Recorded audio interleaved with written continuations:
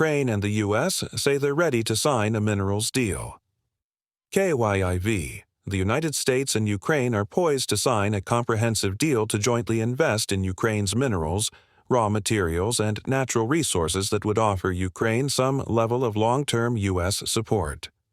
Speaking to Ukraine's ICTV network, Ukrainian Prime Minister Denis Shmyhal said the country's lead negotiator for the deal, Economy Minister Yulia Sviridenko, is heading to Washington to sign the deal alongside Treasury Secretary Scott Bessent. Shmyhal said the investment fund would be a 50-50 partnership with the U.S. and would assist Ukraine's reconstruction and development.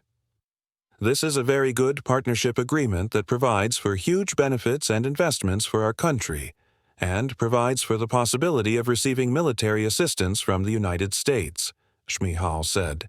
The American side can also count new military aid to Ukraine as a contribution to this fund, he added. President Trump said it would be a good deal for both Ukraine and the U.S.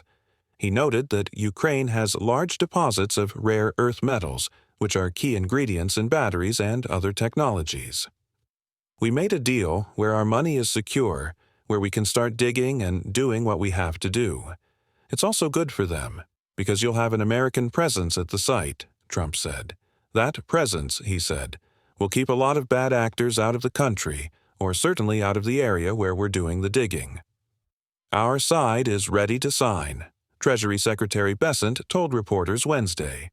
However, he said, the Ukrainians decided last night to make some last-minute changes, without providing specifics. The signing could mark a victory for the Ukrainians after a series of twists and turns in negotiating with the U.S.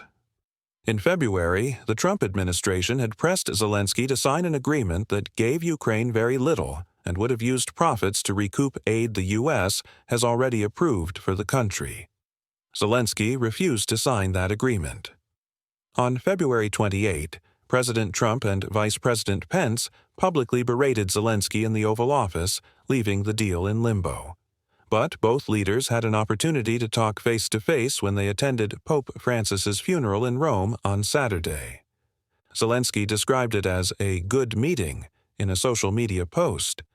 White House Communications Director Stephen Chung told reporters that both leaders had a very productive discussion and said more details about the meeting would follow. Once the deal is signed, it still must be approved by Ukraine Parliament.